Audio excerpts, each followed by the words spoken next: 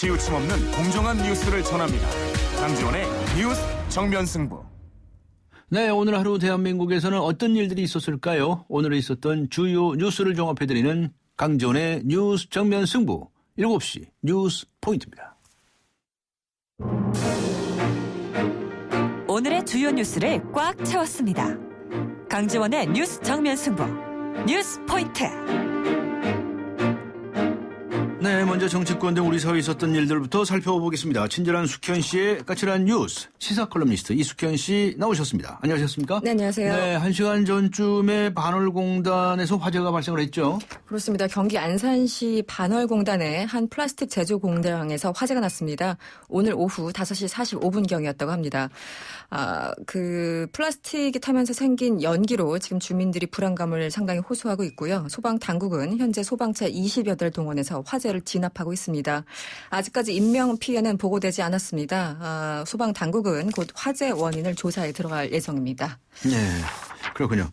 화재 사고니까 관련 소식으로 이 소식을 먼저 좀 알아봤으면 좋겠습니다. 방화복에 이어서 소방관들의 평상시 근무복 6만여 점을 품질 검사 없이 납품했다고요? 네, 또 이런 사태가 나왔습니다. 이 국민안전처에 따르면요, 품질검사 의무를 어긴 것으로 의심되는 방화복 업체 2곳과 일반 근무복 업체 12곳을 추가로 수사기관에 고발했다고 오늘 밝혔습니다.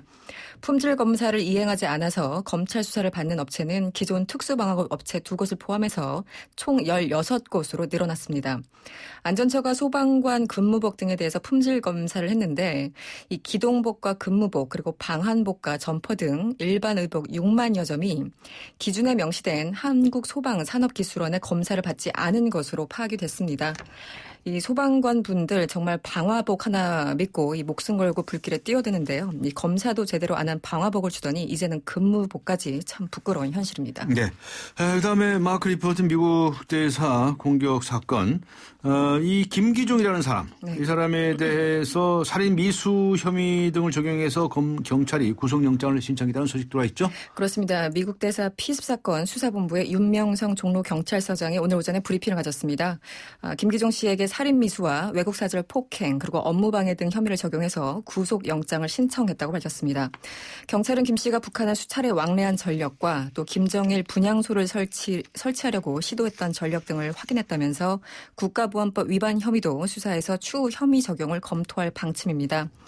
경찰은 지금 김 씨가 살해 의도는 없었다고 주장하고는 있지만 25cm짜리 흉기로 수차례 공격하는 등 이 살인의 미필적 오해가 있다고 판단해서 네. 살인 미수 혐의를 적용했습니다. 네.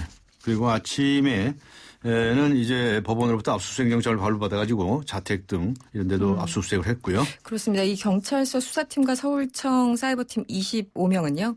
김 씨의 창천동에 있는 자택과 사무실을 압수수색했습니다. 하드디스크와 관련 문건 등을 압수했다고 합니다. 또 휴대전화 통화 등에 대한 압수수색 영장도 발부받아서 통화 내역 등을 분석 중입니다. 경찰 측은 압수수색 결과에 따라서 새로운 증거나 관련 사실이 나오게 된다면 수사 범위가 확대될 수 있다고 밝혔습니다. 네, 한편 지방검찰청이죠. 네. 서울중앙지방검찰청은 이번 피습 사건을 수사 지휘하고 있지 않습니까? 네. 그런데 특별수사팀을 구성을 했다는 소식도 들어있네요. 그렇습니다. 오늘 서울중앙지검에 따르면 특별수사팀에는요. 대공 테러 전담인 공안 일부를 중심으로 강력부 등에서도 인력을 지원받아 구성됐습니다.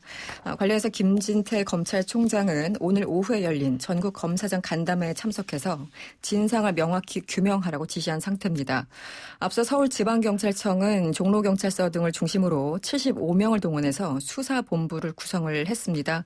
결과적으로 이번 수사에 검경 합해서 무려 100명이 넘는 대규모 인력이 투입된 겁니다. 철저한 진상규명 당연합니다. 하지만 혹시나 산으로 가는 건 아닌지 우려하는 시각도 높습니다.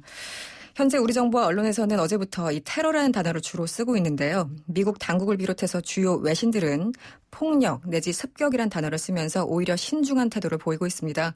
이 사건을 어떻게 인식 내지 규정하고자 하는지 명백한 차이를 보여주고 있는 것 같습니다. 네, 이완구 국무총리가 오늘 국회를 통과한 김영란법에 대해서 네. 부작용을 최소화하겠다 이렇게 밝혔군요. 오늘 당정청 회의가 있었습니까? 그렇죠. 오늘 총리 공관에서 고위 당정청 회의가 열렸습니다. 청와대 고위 인사들과 새누리당 그리고 정부 측 인사들이 모인 겁니다.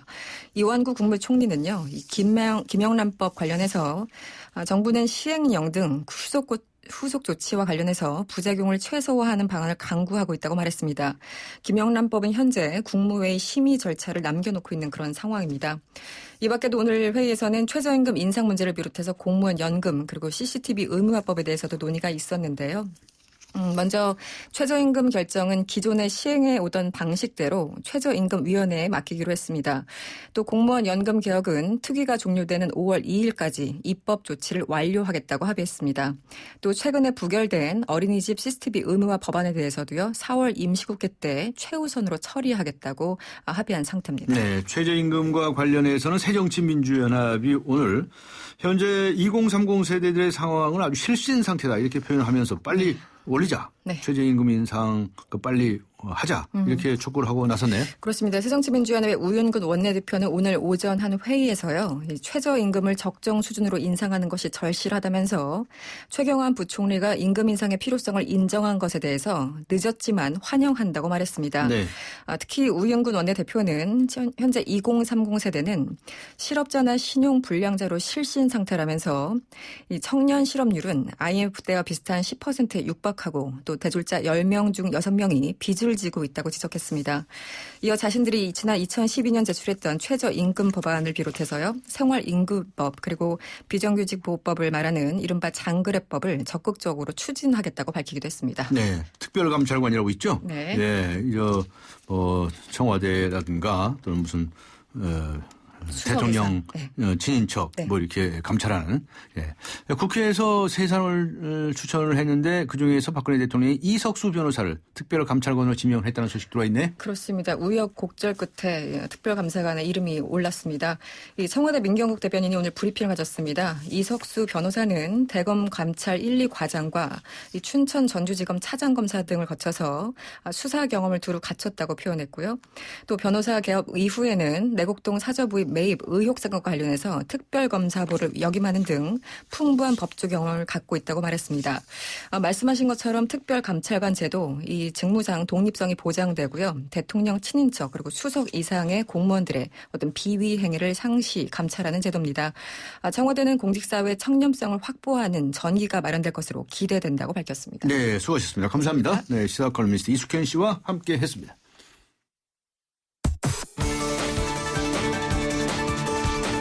대한민국의 오늘 치우침 없는 공정한 뉴스 강지원의 뉴스 정면 승부가 여러분의 참여를 기다립니다. 짧은 문자 50원, 긴 문자 100원에 휴대전화 메시지 샵 0945와 YTN 라디오 어플리케이션 예스 게시판에 소중한 의견을 남겨주세요.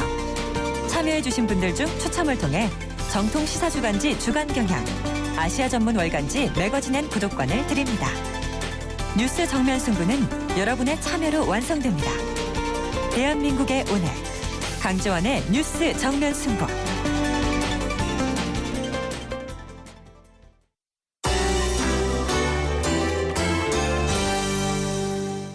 네, 이번에는 경제 소식입니다. 경제포인트 한국일보의 고은경 기자 나오셨습니다. 안녕하셨습니까? 네, 안녕하세요. 네, 전체 근로자 10명 가운데 자영업자가 2명이다. 2명 정도로 아주 사상 최저 수준이다. 이렇게 나왔네요. 네, 내수 경기 침체가 이어지면서 국내 전체 근로자 가운데 자영업자가 차지하는 비율이 역대 최저치를 경신했습니다. KB금융지주 경영연구소 또 통계청에 따르면요. 네. 자영업자 비율은 22%를 기록했는데요.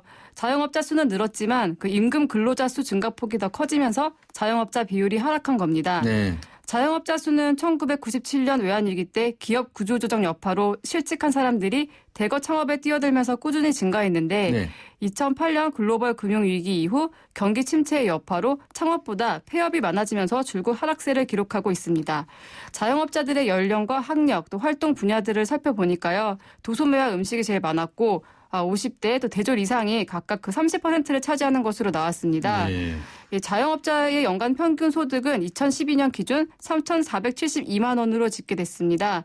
전체 근로자의 평균 소득인 2,900만 원보다는 높지만 임금 근로자의 평균 소득 3,500만 원보다는 약간 낮은 수준입니다. 네. 자영업자 1인당 대출 규모도 임금 근로자보다 월등히 높았습니다.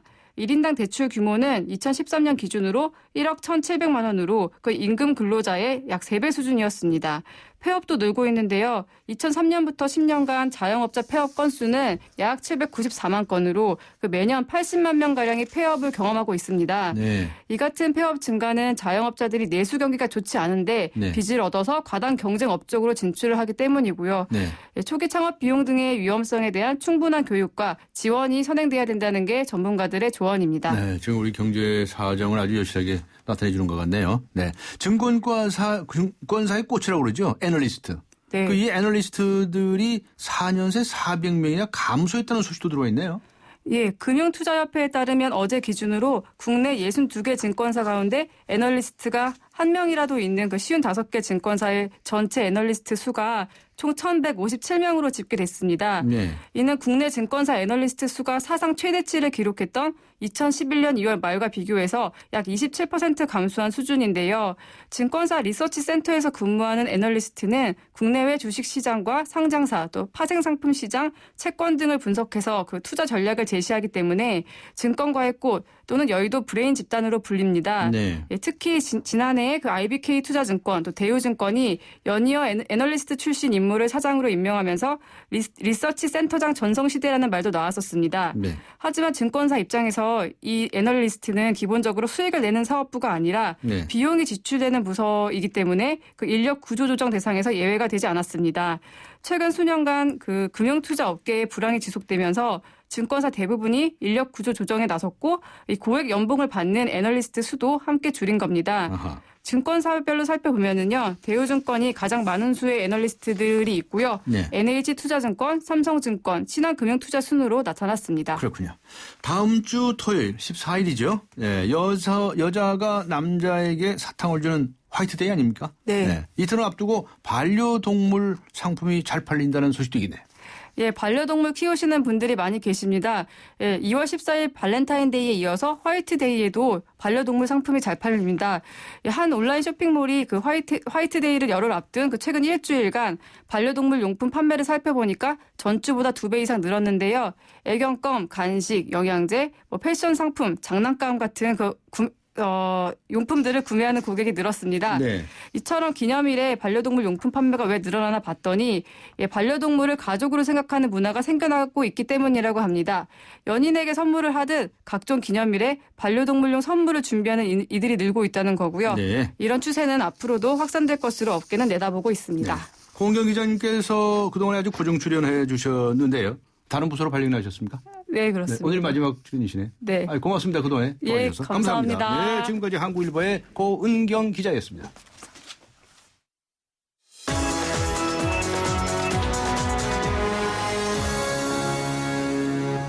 네, 이번에는 나라박 소식입니다. 오늘 하루 동안 세계에서는 어떤 일들이 있었을까요? 월드포인트 YTN 국제부의 전준형 기자 연결합니다. 안녕하세요. 네, 안녕하십니까. 네, 마크 리포트 미국 대사 비습 사건.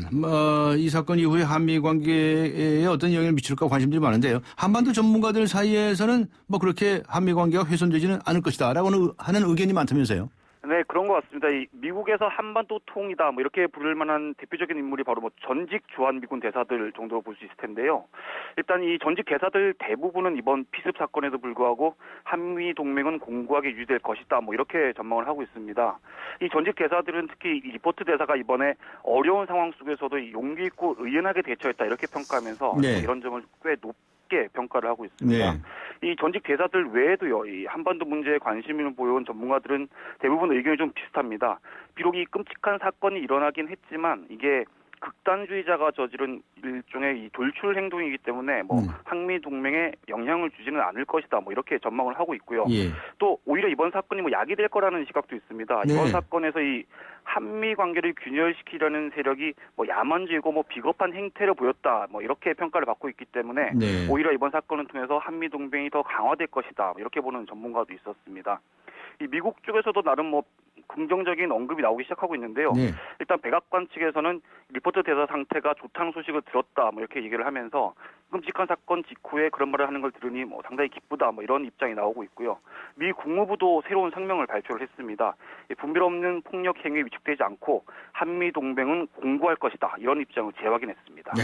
그런데 일본에서는 말이죠. 이번 사건과 관련된 문제점을 자꾸 지적하는 이런 목소리가 많다는 소식이 있네요. 네, 분위기가 참 이 삐걱거리는 한일 관계를 좀 보여주는 것 같기도 한데요. 예. 일본 신문들 이번 사건과 관련해서 주로 이 경비 태세가 안일했다, 혹은 뭐 안전 불감증이다 이런 문제점들을 꼬집고 있습니다. 예. 이 신문들을 보면 이 도쿄 신문하고 아사히 신문을 보면요, 일제히 이 한국 치안 당국의 경비 태세에 문제가 있었다 이런 보도를 쏟아내고 있습니다. 또 산케이 신문은 이 한국에서 세월호 참사를 비롯해서 큰 사건 사고가 반복되고 있는데 이런 안전 불감증이 치안 당국에까지 퍼지고 있다면 이건 정말 심각한 사태다 뭐 이렇게 보도를 하기도 했습니다. 특히 산케이 신문이 우리나라랑 지금 상당히 좋지 않은 일이 있습니다. 네. 자사의 서울 지국장이 예전에 이 박근혜 대통령 명예훼손 혐의로 한국 검찰에 기소된 일이 있었지 않습니까? 네. 이 때문에 이번에도 이 당시 서울 지국장이 기소 사건을 열거를 하면서 이 가장 중요한 이웃나라가 이 모양이어서는 곤란하다 뭐 이렇게 비꼬기도 했습니다. 어허.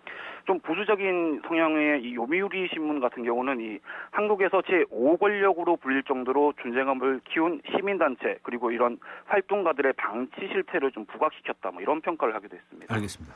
우리나라에서는 이렇게 미국 대사 흉기 피습 사건으로 시끄러운데요. 중국에서는 기차역에서 무차별적으로 칼부림을 한 그런 사건이 발생했다면서요?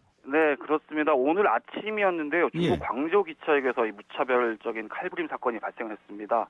현지 언론들을 보면 지금까지 9명이 다쳤고요. 이 용의자 가운데 1명이 현장에서 사살됐다고 합니다. 이 칼부림 사건은 현지 시각으로 오늘 아침 8시 반쯤에 발생했는데 네. 이 괴한 여러 명이 기차역 광장에서 여행객들에게 무차별적으로 흉기를 휘둘렀습니다. 이 중에 1명이 말씀드렸듯이 이제 무장 경찰에 의해 사살됐고요. 다른 1명은 현장에서 체포돼서 경찰 조사를 받고 있습니다. 일부 언론은 당시에 흉기를 휘두른 용의자가 3명이었고 모두 위구르 쪽처럼 보였다 뭐 이렇게 보도를 하기도 했습니다. 네. 사실 지금 중국에서는 상당히 큰 정치 행사가 열리고 있는데 네. 이 전국인민대표회의와 전국인민정치협상회 이른바 양회가 열리고 있습니다. 그런데 이 양회가 열릴 때마다 이런 테러 사건들이 수차례 과거에도 발생을 했었습니다. 특히 작년 같은 경우에는 양회 개막 이틀 전에 이 위구르 분리 독립 운동 세력인 이 위구르족 10여 명이 기차역에서 비슷한 이 범행을 저질렀습니다. 칼부림 테러를 자행해서 당시에 민간인 170여 명이 죽거나 다치기도 했습니다. 네, 그랬었군요. 알겠습니다. 고맙습니다. 네. 네, YTN 국제부의 전준형 기자였습니다.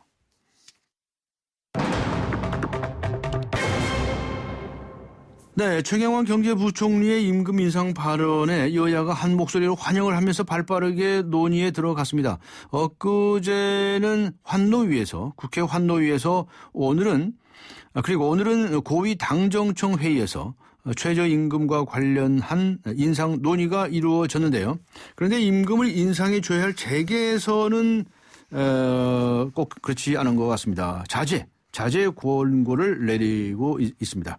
최저임금을 받고 있는 노동자들 사이에서는 최저임금이 곧 최고임금이란 아주 뼈아픈 농담까지 주고받고 있는 상황인데요. 오늘 정면 인터뷰 한국노총 출신이시죠. 새누리당의 김성태 의원 연결해서 자세한 의견 들어보도록 하겠습니다. 안녕하십니까? 예, 안녕하십니까. 김성태입니다. 네, 최경환 경제부총리가 최저임금 인상 발언을 했는데요. 이거 예. 어떻게 들으셨습니까? 진심이 담긴 것 같습니까? 어떻습니까? 그동안 우리 정부가 부동산 부양책과 또 재정 통화, 확장 정책을 통해서 이 경기 회복에 올인하는 모습을 국민들에게 보여줬습니다. 네.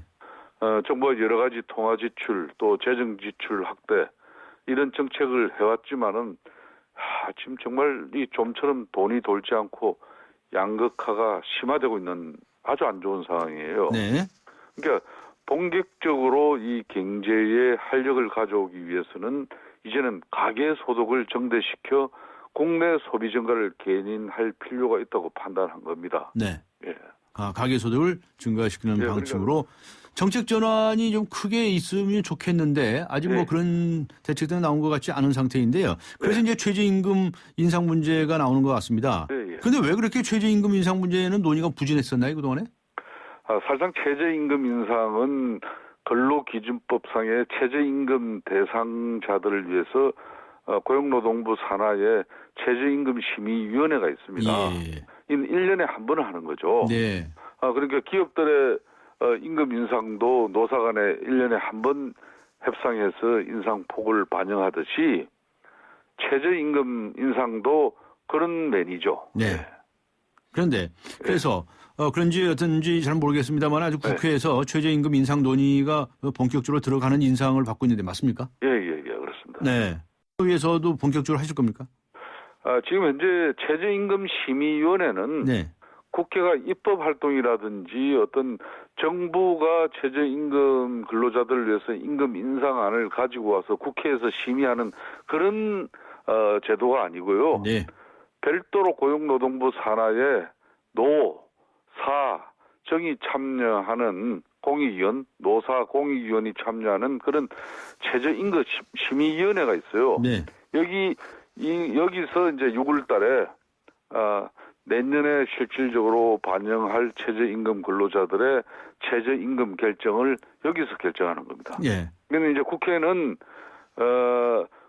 최경환 부총리의 그런 발언처럼 이 가게 살림살이를 조금이라도 좀 허리가 펴지게끔 해줘야 네. 지갑을 열 수 있다는 것이고 네. 막 그런 측면에서 기업들이 실질적으로 협력을 해야 된다는 그런 분위기죠. 네.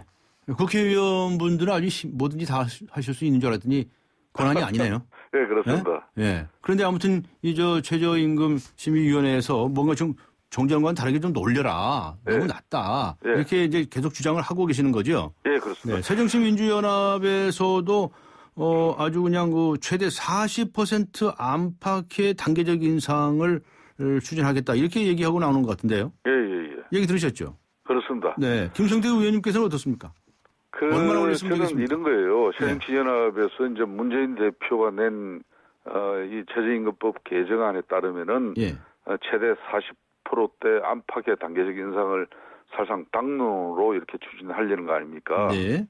이 경제 여건이 수시로 급변하기 때문에 수년간에 걸친 이 최저임금 인상 목표액을 미리 정해 놓는다든가 네. 또 시장 상황을 전혀 고려하지 않고 경직된 정책으로 접근하는 것은 오히려 최저임금 제도의 그런 실효성을 떨어뜨리고 혼란을 가중시킬 수 있어서 네. 적절하지 않다고 보고 있습니다. 네.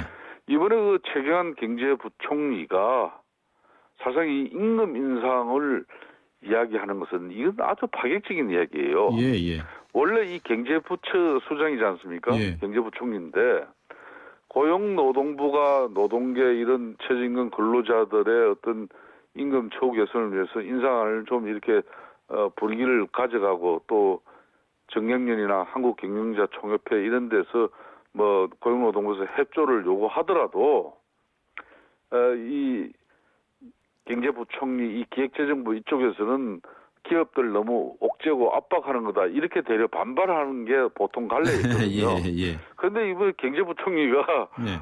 이 최저임금 근로자들을 위해서 최저임금 인상이 필요하다. 네. 적극적으로 인상해줘야 된다. 이런 분위기는 그만큼 지금 경제 상황이 좋지 않다는 겁니다. 네. 네. 이런 가운데 이제 민주노총하고 한국노총이 네. 올해 임금 인상의 목표를 최소 월 23만 원 네. 또는 24만 원 이렇게 올려야 된다고 주장을 하고 나서지 않았습니까? 예. 어떻게 보십니까? 이 다소 높은 편으로 네. 이 산업 현장, 기업 현장에서 이대로 인상하는 것은 상당히 어려울 것입니다. 네. 지금 현재 시급이 또 노동계도 그 사실을 잘 알고 있어요. 예. 다만 그만큼 국민들이 체감하기에는 최저임금이 지나치게 지금 낮게 책정되어 있다는 의미로 받아들일 수 있을 것입니다. 네. 이 노사가 이제 앞으로 6월 달에 최저임금 심의위원회에서 서로 유리한 위치를 선점하기 위해서 각자의 요구안을 내놓는 것은 자연스러운 일입니다. 네.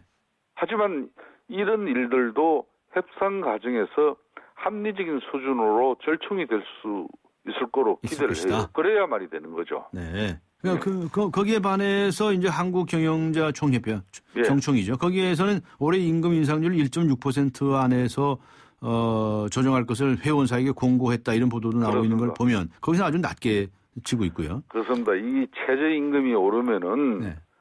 이 사실상 일반 대기업 정규직 위주의 이런 큰 사업장은 네. 최저임금 대상 사업장이 아니죠. 아니죠. 네. 보면은 거기가 3D 업체라든지 아주 작은 중소 영세 기업의 부담이 커지는 것은 사실입니다. 네. 오직 하면은 법적으로 정한 이 최저임금도 못 줄 정도로 그 중소기업이나 영세한 사업장의 구조는 정말 심각하죠. 네. 이 대기업과 달리 중소 영세기업의 최저임금 사업장은 매우 열악한 상황입니다. 네. 이 사람들이 많이 주고 싶어도 최저임금대의 임금밖에 주지 못하는 것이 참담한 현실이에요. 네. 이런 것을 이제 정부가 일정 부분 정책적인 지원을 통해서라도 저는 배려가 있어야 된다고 보고 있고요. 네. 또 중소 영세 기업의 어려운 상황은 원청인 대기업들이 이 하청 단가를 과도하게 내리치고 아하. 또 중소 영세 기업 적합 업종까지 대기업이 침범하고 있는 그런 요인이 아주 커요. 네. 그러니까 대기업과 중소기업 그리고 이 영세 업체들이 상생 협력을 통해서 이 동반 성장을 할 수 있도록 기업과 정부의 노력이 함께 이루어져야만이 최저임금 상승에 따른 이 긍정적인 효과를 기대할 수 있습니다. 네. 제가 오늘 이 방송을 통해서 예. 대한민국은 이 근로기준법이라는 이 노동관계법들이 뭐 좀 전 세계적으로 좀 잘된 편에 속합니다. 네. 그러니까 대한민국의 이 많은 중소 영세 사업장의 이 3D 업종에 지금은 거의가 외국인들 예. 그러니까 이 동남아 외국인 근로자들이 외국인 근로자. 예. 3D 업종의 일들을 거의 다 하지 않습니까? 예. 그러니까 이 외국인 근로자들에게도 국내법상의 한국인 근로자하고 동일하게 이 최저임금이 적용되거든요. 네. 그러니까 그런 측면에서 중소기업과 영세 사업장이 감당하지 못하는 최저임금 인상은 어찌 보면은 상당히 위험해질 수도 있는 것이죠. 그렇지만은 네. 아까도 말씀드렸듯이 이제 좀 대기업의 좀 이윤을 네. 대기업 종사하는 그 대기업 정규직 자기들 그 임금 복지 체계만 개선하는데 쓰지 말고 네. 그 협력 하청 회사들의 좀 임금 근로자들의 종사원들의 이 임금 복지를 개선하는데 좀 쓸 수 있도록 크게 우리 기업하시는 분들의 이 사회적 인식이 바뀌어줘야 돼요. 네. 또 힘 있는 대기업 이 정규직 노조 중심으로 한국은 노동운동이 되고 있는데 이런 노조들도 본인들만 대기업에 근무한다라고 해가지고 많은 임금, 많은 복지, 단란한 이 가정 좀 좋은 행편. 근데 상대적으로 그 대기업의 많은 협력 합청회사 이런 데는 단가 후려치기로 최저임금도 제대로 받지 못하는 이런 암담한 현실에 대해서 네. 대기업 노사가 이제 인식을 바꿔줘야 됩니다. 네. 대기업도 생각을 좀 바꾸고 대기업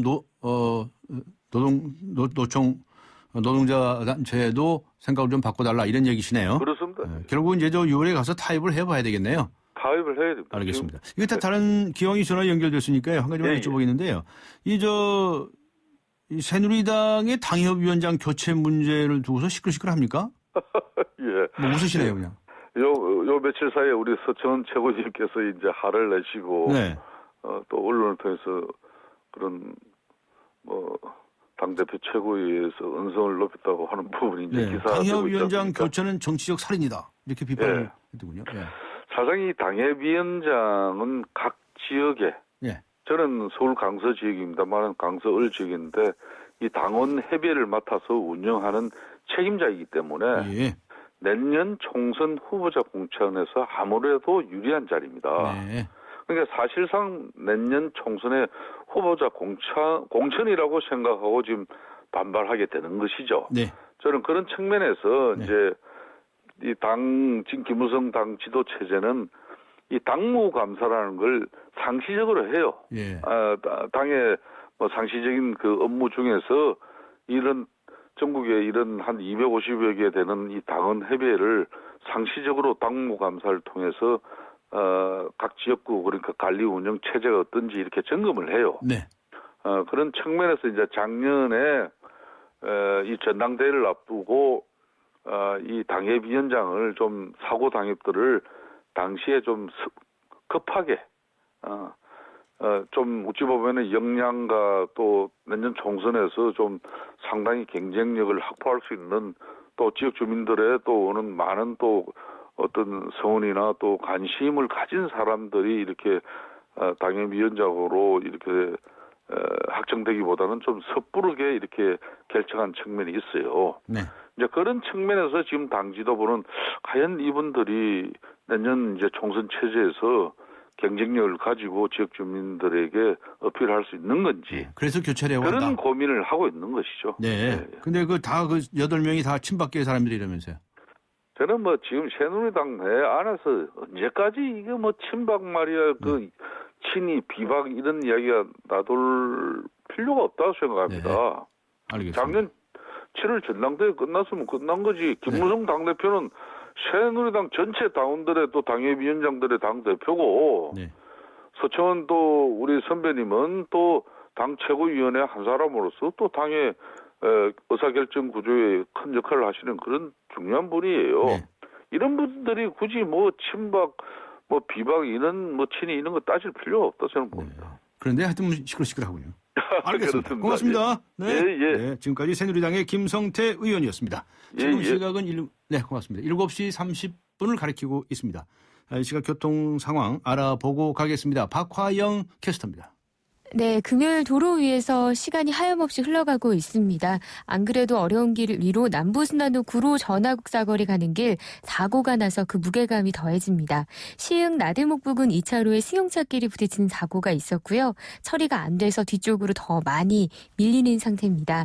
고속도로 위로도 평소보다 긴 정체 감안하셔야겠습니다. 서해안고속도로 서울 쪽으로는 발안에서 화성휴게소까지 길게 밀리고요.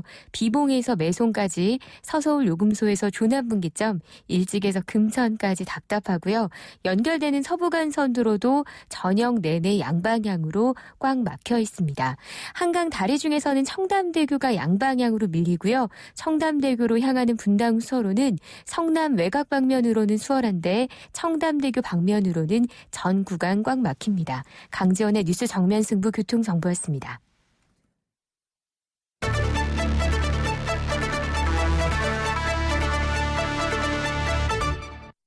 네, 오늘의 금요 시사 퀴즈 다시 한번 소개해 드리겠습니다. 내년 9월부터 시행되는 김영란법에 따르면 공직자 본인뿐만 아니라 가족이 금품을 받아도 신고를 해야 합니다. 김영란법에 적용 대상이 되는 공직자의 가족의 범위는 누구까지일까요? 하는 퀴즈인데요. 1번 배우자, 2번 사촌, 3번 사돈, 4번 사돈의 팔촌. 휴대전화, 문자, 샵 0945, 우물정 0945번으로 정답 보내주시기 바랍니다. 추첨을 통해서 5분께 배우 신구 손숙 주연의 연극 3월의 눈 초대권 보내드리겠습니다. 오는 3월 13일 금요일 오후 8시 공연이지요. 많은 분들께서 정답을 좀 보내주시고 계시는데요. 0771번님께서는 뇌물은 어떤 경우라도 안 됩니다. 깨끗한 정치가 빨리 자리 잡았으면 하는 바람입니다. 라는 의견도 함께 보내주셨습니다. 잠시 후 뵙겠습니다. 서양 고전음악을 완성시킨 천재 작곡가 악성 베토벤. 그의 음악적 잠재력을 일깨워준 사람은 스승인 크리스티안 네페 선생님이었습니다. 네페 선생님은 지루한 이론과 반복적인 연습을 강요하지 않았습니다. 이탈리아와 프랑스, 독일의 유명한 오페라를 감상할 기회를 마련했고 어린 베토벤이 음악에 대해 더 깊이 느끼고 생각할 수 있도록 이끌었습니다. 가르치는 것이 아니라 깨우치는 교육, 아이들의 잠재력을 활짝 꽃피우는 우리 교육의 희망입니다. 이 캠페인은 I am the key, 눈높이 대교와 함께합니다. 강지원의 뉴스 정면 승부. 네, 오늘의 금요 시사 퀴즈 마지막으로 한 번 더 소개해 드리겠습니다. 내년 9월부터 시행되는 김영란법. 김영란법에 따르면 공직자 본인뿐만 아니라 가족이 금품을 받아도 신고를 하게 되어 있습니다. 김영란법에 적용 대상이 되는 공직자 가족의 범위는 누구까지일까요? 하는 퀴즈입니다. 1번 배우자, 2번 사촌, 3번 사돈, 4번 사돈의 팔촌. 휴대전화, 문자, 샵 0945, 우물정 0945번으로 정답 보내주시기 바랍니다. 추첨을 통해서 5분께 국립극단의 대표작이죠. 배우 신구 손숙 주연의 연극 3월의 눈 초대권 보내드리겠습니다. 오는 3월 13일 금요일 오후 8시 공연입니다. 그리고 2분께는 정통시사주간지 주간경향 그리고 아시아 지역 전문 올간지이죠. 매거진 N 구독권 보내드리겠습니다. 문화선물을 받으실 수 있는 시간이 얼마 남지 않았습니다. 많이 참여하시기 바랍니다. 강전의 뉴스 정면 승부 4부 들어갑니다.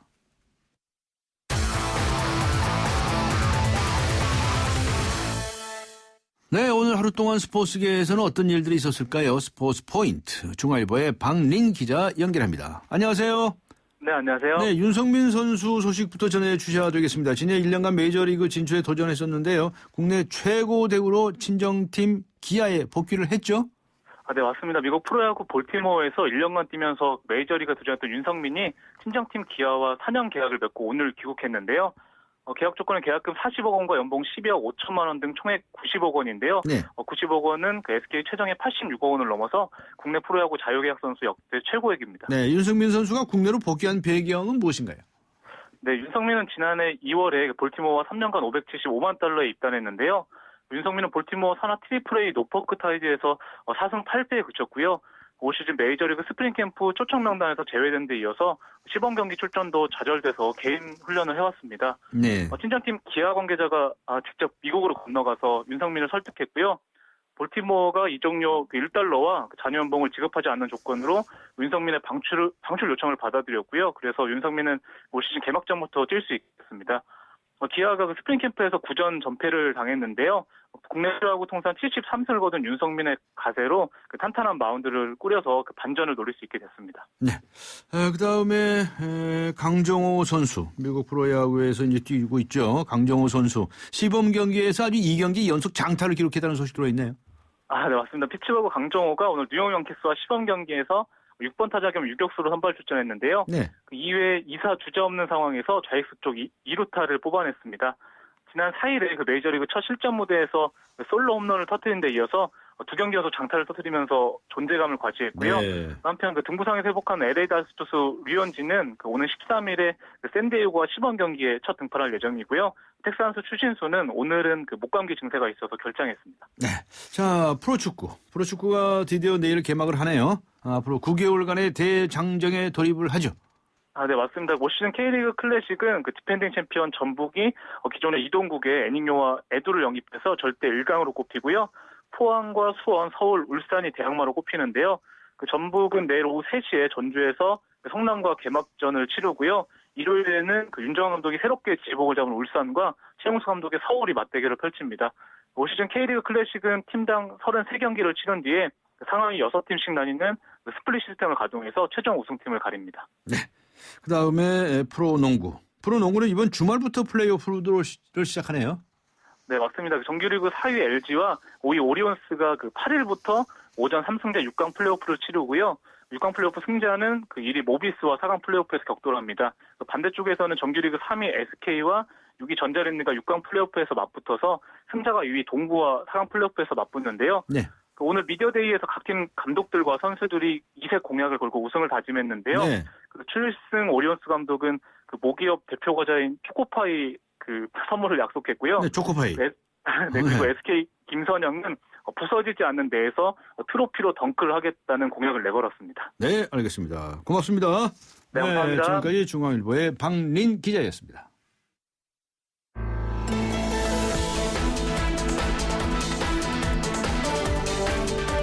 세상을 바꾸는 정면 승부.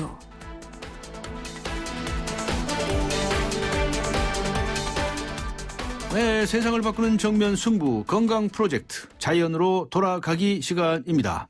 오늘 초대 손님은 신우섭 원장입니다. 안녕하세요. 네, 안녕하세요. 네, 신우섭 원장님께서는 양의사이시죠? 네. 일반이신데 근데 그 소문에 의하면은 뭐 원래 의사로 활동을 하시다가 네네. 중간에 때려치우고 다른 일을 좀 하시다가 네네. 또 다시 의사로 복귀하셨다고 그래요. 네네. 그 내용이 아주 아주 궁금한데 네네.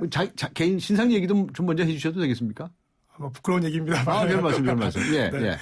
예. 제가 이제 그 의대 공부를 하면서 예.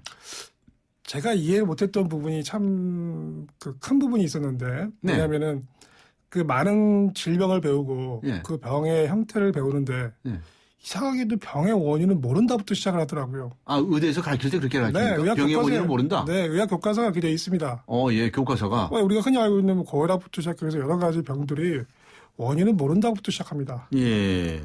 그래서 고혈압도 본태성 고혈압이잖아요. 네. 당신 태어날 때부터 고혈압 환자라는 의미거든요. 뭐 이상하다는 거죠, 저는. 그리고 또 여러 가지 병을 배우는데도 다 병인은 모른다고 시작을 합니다. 그래요? 네. 아, 저는 의사들은 병의 원인이 다 아는 줄 알았죠. 그래서 제가 한참 고민 많이 했죠. 네. 병의 원인을 알면은 제가 환자를 만났을 때 제대로 설명을 해줄 수 있을 텐데 원인을 모른다고 시작하려 하니까 예. 답답한 거죠. 예.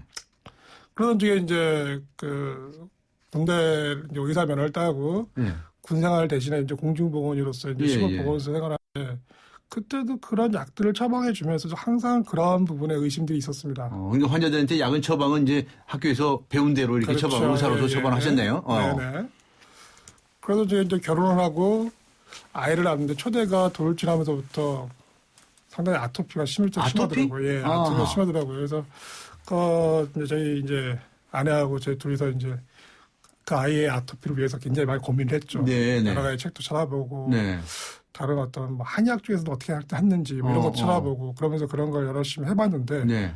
이게 안 나아지는 거예요. 안 나아요? 예. 아니, 아토피에 대해서도 그러면 저 네. 의학 책에서는 그 원인을 모른다 이렇게 적혀 있습니까? 그렇죠. 원인 모른다고 되어 있죠. 네. 그래서 우리가 처방하는 건 대부분 이제 스테로이드 연고나 먹는 약들을 처방하게 되는데 네. 그런 것들이 가지고 있는 부작용들이 상당하거든요. 약의 부작용. 그렇죠. 그러니까 그런 걸 배운 저로서는 그런 걸 쓰기는 하지만은 굉장히 어떻게 보면 좀 꺼림칙한 부분이 남아있었던 마음이 거죠. 괜찮으시다.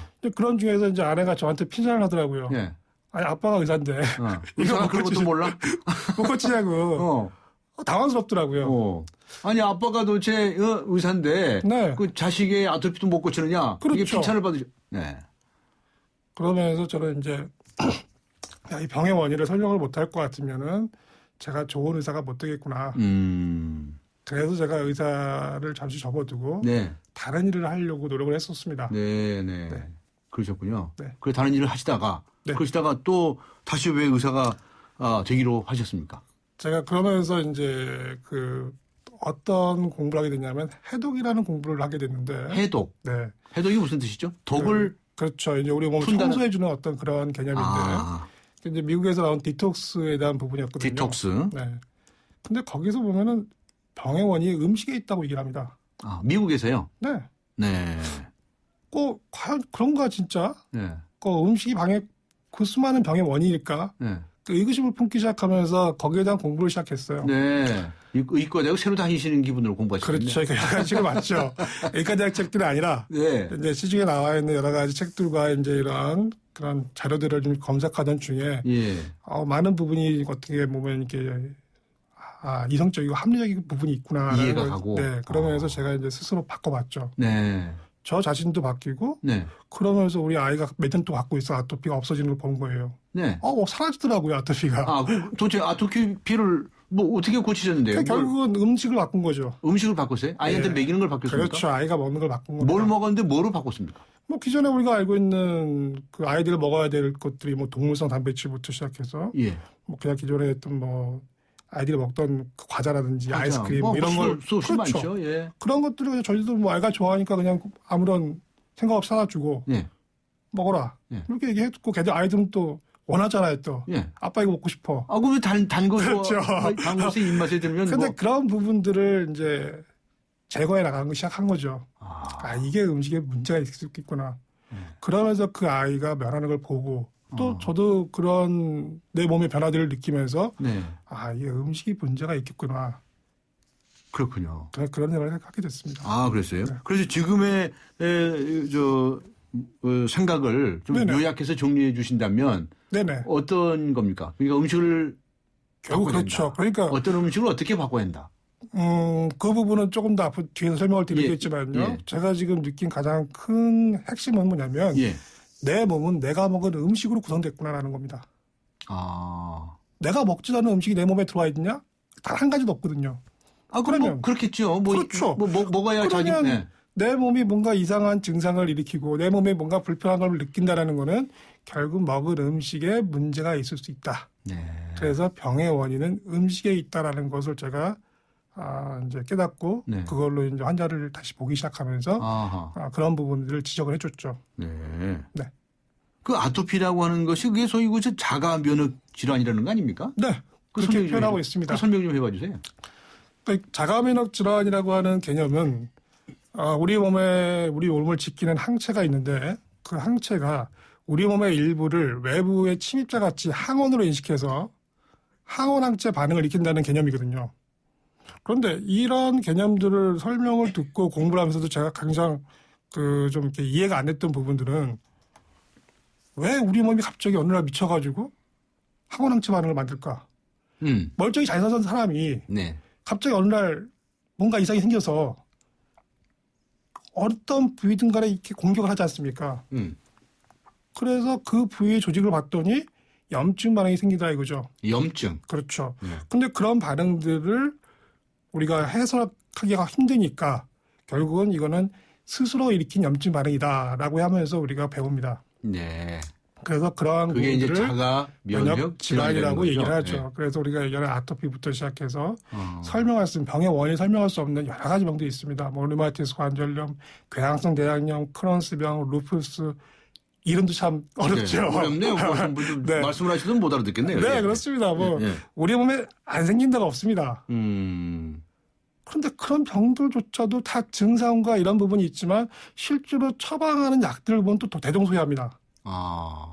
처음엔 소염 진통제 먹다가 소염 진통제. 나중에 좀 더 강한 스테로이드 먹다가 예. 나중에 이제 그게 안 되면 결국은 면역 억제제를 먹게 되고 또 항암제와 같은 그런 약들을 처방해야 되는데 예. 과연 그런 걸로 그 근본적인 원인이 바뀌냐는 거죠. 예. 그래서 제가 이제 그런 고민들 하면서 제가 중점을 뒀던 건 뭐냐면 과연 우리 몸에서 일어나는 염증 반응이라는 게 뭐냐라는 거죠. 네. 자, 우리가 흔하게 겪을 수 있는 게 그럽니다. 내 몸에 불편한 증상, 특히 통증이라든지 붓는다든지 열이 나거나 하면 우린 병원을 가잖아요. 네, 그렇죠. 그럼 병원에 가서 이렇게 의사 선생님이 진단을 이렇게 진찰을 해주고 나서 네. 하는 얘기가 대부분 염증이 생겼네요. 이렇게 얘기하십니다. 네. 많이 들어보셨죠? 네, 네, 네.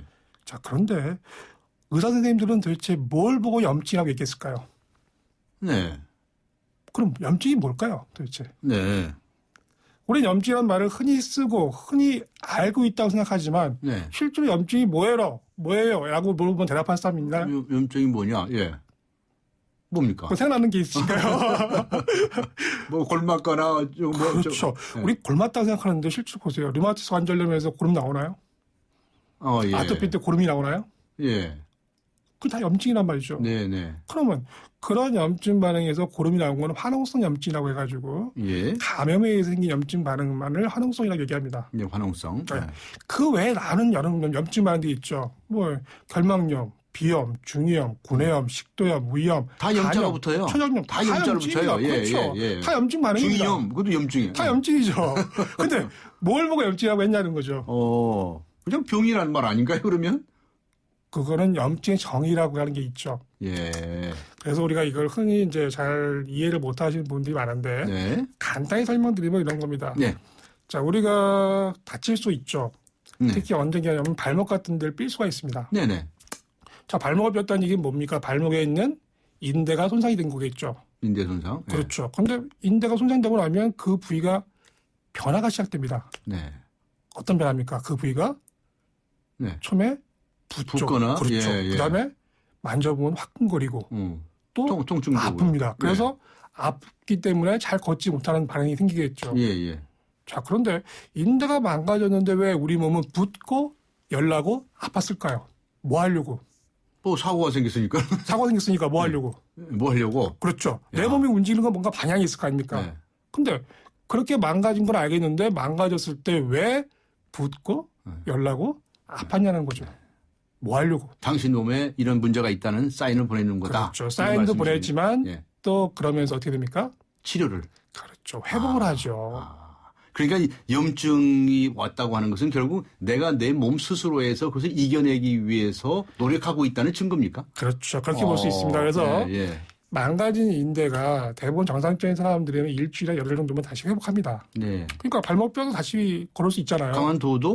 그렇죠. 네. 그런데 그런 반응이 어떻게 일어나나 봤더니 우리 몸은 최소 단위는 세포입니다. 네. 그 세포가 망가졌을 때 새로 재생해내는 능력이 있죠. 네. 그래서 인대가 망가질 수 있습니다. 네. 그런데 그 새로운 인대 세포를 다시 재생해내는 능력이 있기 때문에 다시 걸을 수 있는 거거든요. 네.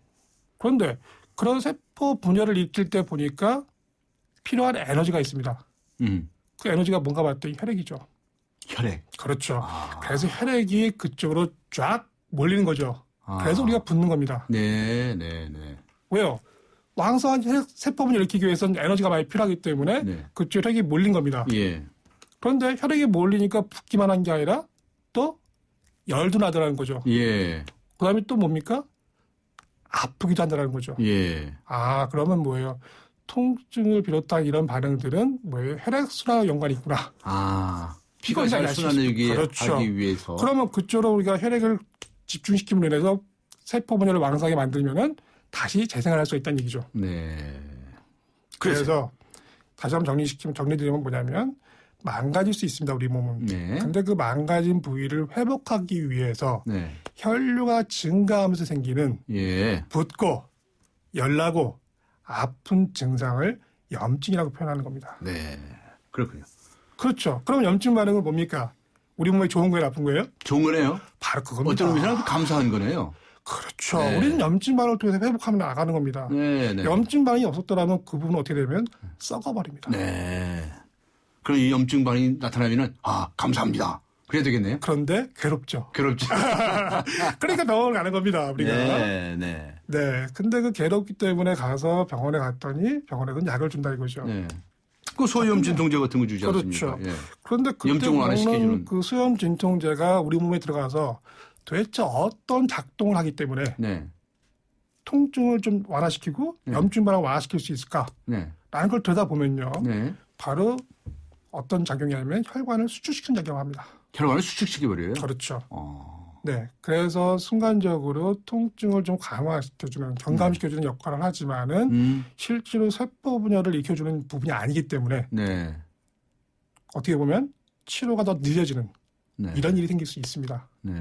그래서 약을 먹기 시작했을 때는 그 약들이 처음엔 도움이 되는 것 같지만 나중에 가면 더 많은 약들이 필요하게 되기 때문에 방금 말씀드린 것처럼 소염 진통제에서 시작해서 스테로이드, 면역 억제제 이런 것까지 가는 이유들이 자꾸 더 센 약, 더 많은 약들을 먹는 이유들은 바로 이러한 부분들의 이해가 없기 때문이라고 생각합니다. 네, 그렇군요.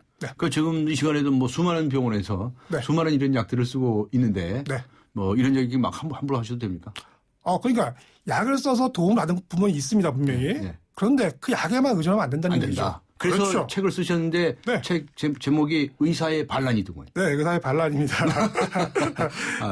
그 이유는 이제 기존에 우리가 알고 있는 상식들이 잘못된 부분이 많다는 거죠. 그래서 그걸 제가 조목조목 지적을 했습니다. 그 염증에 관해서 설명을 잘 해주셨는데 그럼 앞에 그 말씀하시는 아토피도 마찬가지 아니겠습니까? 네, 맞습니다. 그런데 이 염증을 치료하는 데 있어서 결국 뭐냐? 그 약이 아니라 음식이다 이런 말씀이십니까? 그렇죠. 오늘 시간이 거의 다 되는데요. 간단히 음식을 어떻게 바꾸면은 그런 염증들을 치료할 수 있다고 말씀해 주실 수 있겠습니까? 그러니까 그 염증 반응은 혈류를 증가시키려는 반응이다 보니까 다시 말하면 그 염증 반응이 잠깐 생겼다가 없어지는 게 정상적인 반응인데 이게 안 없어진다는 얘기는 무슨 얘기냐면 거꾸로 얘기하면 혈액순환이 잘 안 된다는 얘기입니다. 그러면 혈액순환이 안 되는 이유는 잘 살펴봤더니 혈액이 탁해지거나 또 뭡니까? 혈액순환을 시킬 수 있는 힘이 부족한 겁니다. 힘이 부족하구나. 그렇죠. 결국 우리는 힘이 있어야 살아갈 수 있는데 그 힘을 만드는 원천이 무엇인가 봤더니 음식이더라는 거죠. 그 혈액이 탁해진 것을 맑게 하거나 또는 혈액이 순환하는 힘이 부족한 것을 강하게 해주는 것. 그것은 바로 음식이다. 그렇습니다. 음식에서 나오는 에너지겠네. 그렇죠. 우리가 음식을 먹지 않고 에너지를 만들 수 있는 사람 아무도 없습니다. 알겠습니다. 우리 매일매일 먹어야 되는 오늘 거죠. 이제 맞출 시간이 다 됐으니까요. 간단히 우리 또 다음 주 이 시간을 기대하실 분이 많이 계실 텐데요. 무슨 음식을 추천하시니 딱 한두 말씀만 해 주시고. 기본적으로 우리 매일매일 밥 먹어야 됩니다.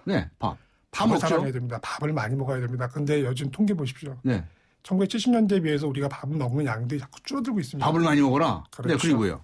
밥을 잘 먹고 그 밥을 소화시켜야지만이 우리는 힘을 냅니다. 근데 밥 대신 다른 걸 좀 좋아합니다. 너무 먹을 게 많습니다, 지금은. 뭐 고기도 많이 먹어야 되고 또 뭐 과일도 많이 먹어야 되고 또 가공식품으로 나오는 것들이 많이 있죠. 밀가루 음식들. 근데 그런 것들을 즐겨하는 사람들을 보면 꼭 몸에서 문제가 만들어집니다. 단 거, 뭐 밀가루 음식들 뭐 이런 것들을 먹는 것은 몸에 문제를 야기한다. 그래서 밥을 먹어라. 그렇죠. 무슨 밥을 먹습니까? 가장 좋은 음식인데 그거를 이제 완벽한 씨앗의 형태를 갖추고 있는 현미밥을 먹어라. 현미밥을 먹어라. 현미밥을 먹어라. 현미밥이 왜 꼭 필요한 것인지, 왜 피를 맑게 하는 것인지에 관해서는 다음 주 시간에 말씀을 해 주시는 게 좋지 않겠나 싶습니다. 네? 네, 그러니까 그렇다고 해서 그 현미밥만 먹는다고 해서 그런 피가 이렇게 맑아지고 그럽니까? 현미밥을 기본으로 해서 거기서 에너지를 많이 얻게 되면 예. 다른 것들을 먹어도 큰 문제가 안 생깁니다. 아. 그런데 문제는 그 밥을 통해서 에너지를 얻는 게 아니라 다른 쪽에서 에너지를 얻는 사람들이 문제가 생기는 겁니다. 다른 쪽에서 에너지를 얻는 것은 그럼 나쁜 에너지입니까? 그거는 나쁜 에너지는 아니겠지만 여러 가지 문제를 만들어내기 시작합니다. 네. 소화기관에서부터 시작해서 혈당 조절이라든지 여러 가지 정신적인 문제들까지 같이 만들어내는 것은 네. 내가 어떤 음식을 먹어서 에너지, 힘을 만드느냐. 알겠습니다. 다음 주 이 시간을 기대하겠습니다. 고맙습니다. 네, 감사합니다. 네, 지금까지 신우섭 원장과 함께한 세상을 바꾸는 정면 승부였습니다. 에이스 고객 이정재, 침대를 말하다. 가구는 디자인만 보고 사도 되지. 근데 침대를 그렇게 사봐라. 아침에 어떻게 되겠어. 잡았으면 알 텐데. 침대는 가구가 아니다. 침대는 에이스다. 에이스 침대.